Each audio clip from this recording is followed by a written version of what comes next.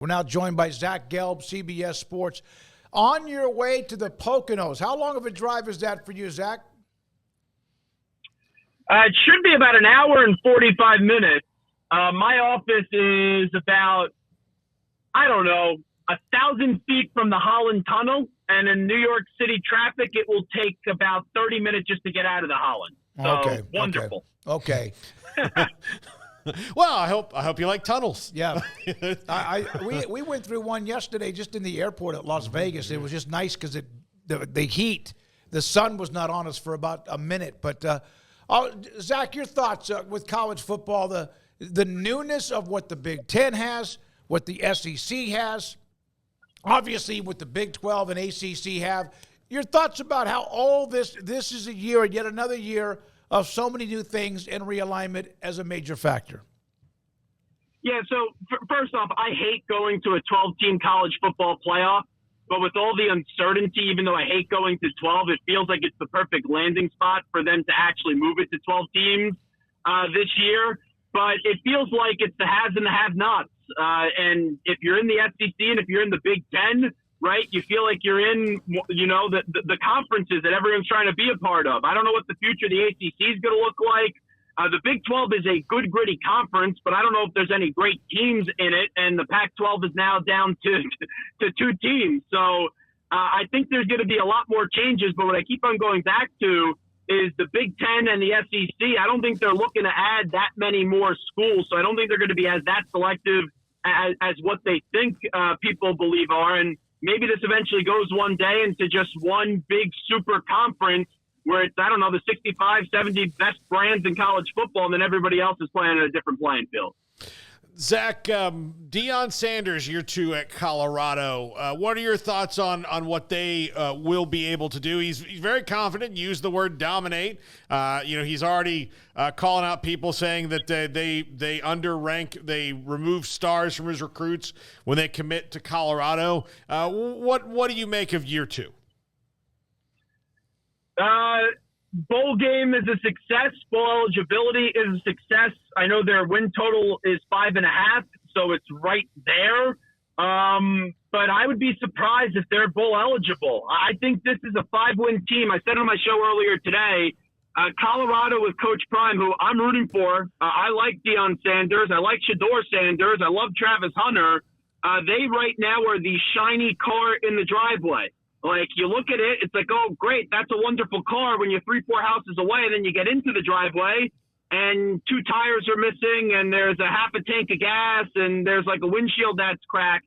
I don't think they have a complete team. They have some big stars that could do well in the NFL, but that offensive line's revamped. That's going to be the key to their season because they made a lot of change to the offensive line, but if it's not actually significantly better, and if it's just marginally better, then Shedeur Sanders is going to be running for his life this year.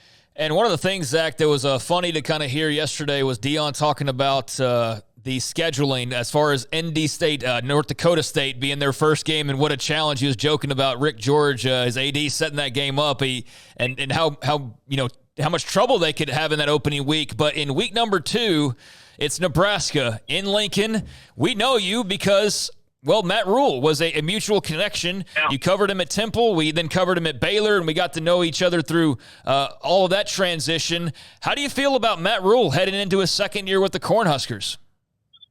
They'll be improved. Obviously, getting Raiola was massive, and I would think he's going to start right away, but I don't know. But I'd be surprised if he isn't. If they just had something on offense last year, they would have been bowl eligible. Like, I know Smokey is a Cornhuskers fan. How many games they lost where they would just fumble the ball or turn it over at the end? It was inconceivable. I couldn't even imagine it. So Nebraska will be better, and they should be a bowl team this year, but we'll have to wait and see. My bigger question is, when is Smokey gonna stop being a fraud and actually get himself to Lincoln, Nebraska? You are not a young man, my friend. Hey, did Matt Rhule get to you? Because that's what he. That's what he. I've said. already Same been thing. called out. He said he would not. He said he would not do another interview, at least with me on the show, until I get to Lincoln. Yeah, I know. And you have an incredible work ethic, with the high school football, college football. You're one of the hardest working people I know. Thank you You're very always much. moving and grooving. But here's the thing, Smokey.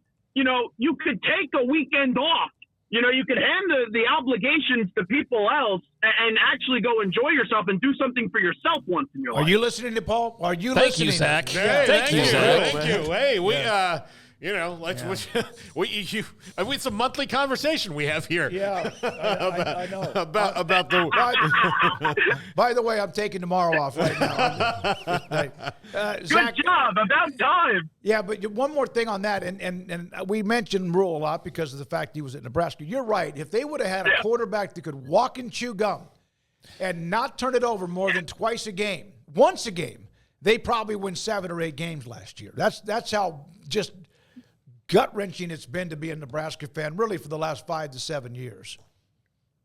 And what are people thinking in your neck of the woods now with Baylor? Because, man, Aranda had that program humming early, and the last few years, it's like, geez, I thought he was going to be a big-time coach and going to be able to continue this, but now it's a massive question mark. It doesn't seem like people are confident, right? No, they're not, Zach. They're and again, he's on the hot seat. There's no doubt about that. He's got to win games. He's made a ton of changes. He's brought in Jake Spavital. Dave's going to call the defensive plays this year. So they have big time offensive and defensive coordinators. But the biggest question that remains with Baylor is not necessarily that right now. It's talent. I don't think scheme was really a problem with the old coordinators. I think it was more talent, and if they've improved their talent, then they'll get above the mark that he needs to. But that we have no idea about. And who do you guys like in this conference? I saw Utah was picked first. I love Whittingham and I love Cam Rising, and I hope he can stay healthy. But man, there's like 4 to 7 teams, I would say, that legitimately could go win this conference. Kansas's quarterback has to stay healthy. I like Kansas State a lot. Kleiman is a phenomenal coach, and Mike Gundy obviously has Ollie Gordon. Who are you guys thinking wins this conference after being at Big 12 Media Days? I maintain Utah, but man, I am so much more open to kind of moving that around. Like K-State, you could definitely see that. I think TCU could surprise some people. I definitely get that vibe. Really? Yeah, I think at least they could be much better and much more competitive and in the mix than they were last year when they kind of had the fall off after playing for the national championship. I think that's the appeal of it, Zach, is they're not going to have a dominant team per se. At least we don't expect them to. But there's going to be just an absolute rock fight every week and throughout the season to try and see who does end up on the other side. The only problem with that could be that you beat up on each other so much, but thankfully the expanded playoff, there's a little bit more room for error, in terms of having a shot at a national championship. Yeah, and that's why I hate the playoff, because that's why I love college football. It's one of the few sports where the regular season means so much, and you have the rivalries. You have Michigan and Ohio State, playing for a spot to basically continue their season the last few years. I know there was the one year the Big Ten put 2 teams into the college football playoff. But it gives a lot of these teams a landing spot, and I'll be curious to see what the breakdown is. We know the conference champs are going to get in, but what is all the other spots? They're all going to be SEC? Are they all going to be Big Ten, or could a conference like the Big 12, a conference like the ACC, is there a road for them to put 2 teams in? It's going to be fun to see. I think you'll appreciate this about the Dave Aranda conversation and just college football and where we are today. Part of the reason why they fell off in a lot of people's minds is after they won that Big 12 title, they didn't go and attack the transfer portal. They just kind of said, like, instead of riding that momentum and going and refilling and using that, they just kind of, hey, we've got who we've got, and we're going to play with those guys. And that led to, I think, a big talent disparity. Now, Aranda's learned from that, but yesterday I asked him about why they've had some recruiting success lately. And, Zach, it went a little bit viral, but his deadpan answer was, why are you suddenly picking up 4 stars over the last 3 weeks? We're paying players. And that was just his response was, we're paying players. So that is the big change that they've made. And man, is that not college football today? At least he's honest, and I appreciate it, because that's a big thing. You got to adapt, and I know Aranda's not an older coach, but you got a lot of these older coaches like Dabo Swinney. Everyone would love to have the success in their profession that Dabo has had and what he did and what he has done at Clemson. But even if they win the ACC, like, I'm not going to attack Clemson on the you-know-what.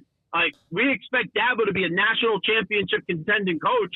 But until he embraces the transfer portal, and he has made fun of NIL, saying, "Oh, my program's built off the name, image, and likeness of God." When he said that a year or two ago, you've seen it drive coaches out of the sport. It's why Saban's retired. It's why Jay Wright isn't coaching anymore. Why Coach K elected to hang him up as well.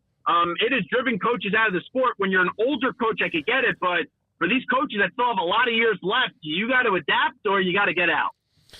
Zach, what do you think nationally who could surprise some people? I mean, you look at every conference. You're actually, in my opinion, one of the best college football guys in the national media, because sometimes, I know that the networks will be like, hey, you talk about Bronny James as all 3 points, and you leave it behind. But who do you see moving up and maybe shaking things up that might be kind of outside the obvious? Oh, that's a great question, because last year I was on Florida State and I was also on Washington. I love both of those two schools to win their conference. Man, that's an excellent – I haven't even thought about it like that. But you know what? Maybe it's Kansas. I like Leipold a lot, and he just needs his quarterback to stay healthy. So I could see Kansas being a college football playoff team, which – if I would have said that 4 years ago, people would have asked me what drugs I was on. But I like what Leipold's doing, and I believe in people, and I believe in Leipold. And I thought it was very fascinating that he elected to stay. So I look at someone like Kansas, which I don't know if that's like a big time upset pick, but with the Big 12 being so jammed up as it is, I'll put some shekels on Kansas maybe. If you would have brought up that Kansas could be in the college football playoff 2 or 3 years ago, they would have thought. Never talk to me again. Yeah, they would have thought that you were either a Georgia football player and reckless driving, or somebody else, because that would have absolutely just been, what are you doing? But it's great. It's what I love about it, and I wish we had him on yesterday. Leipold was great yesterday, and Daniels is an electric player. Zach, thank you for your time. I got to go one more question over here. Zach, knowing we were going to have you on, I took a glance at your timeline, and just a few minutes ago, I was just going through some off-the-radar type of headlines, a little break from the regular programming, and I brought up Paul Skeens and him being pulled deep into his no-hitter with 99 pitches in. They decided to take him out. I understand the protecting your investment and all of those types of things, but man, like, this would not have happened, in the old school days. And I know some of the changes are for the better, but man, what the heck, man? What do you think about Paul Skeens getting pulled at 99 during the no-hitter? 99 pitches, coming off an inning where he went 6 pitches, and the manager after the game says he was tired? Like, what? How he did not put him on the mound for the 8th. Even knowing how baseball is now, it's still inconceivable to me. And I know everyone's going to crush the manager. The GM, Ben Sherrington's got to take some heat for this too. This is the problem of Major League Baseball. Ohtani, Judge, and Skeens right now are the 3 most popular players. And Skeens is 11 games into his career, or whatever it is. The All-Star game is coming up. I know he's in the All-Star game. There's a chance he may start it. And you pull him when he basically just breezed through 3 hitters in the 7th. Disgusted, absolutely disgusted with it. And quite frankly, we should protest the Pirates for the rest of the season and never pay attention. Hey, Zach, enjoy the beauty of where you're going, man. Enjoy the trip when you get there. Have a great weekend. Thanks for your time. We appreciate you jumping on and all you do is CBS Sports. Have a great weekend. Yeah, 2 things, Smokey. One, I have moved a half block during this interview. I'm not even in the Holland Tunnel yet. God. And secondly, I may never come on with you again if you don't get to Lincoln, Nebraska, all right? Well, that's much more important to me than if Rhule comes on our show, than if we lose you for a Don't segment. let him hear that. No. Oh, you're going to get a text later. He's going to be mad at you. Well, they're not talking right now because of the whole Lincoln thing. So I might get a text. Yeah. Thanks, buddy. Hey, good luck on that trip. Appreciate it. Going to the Poconos. Zach Gelb, CBS Sports. He is full throttle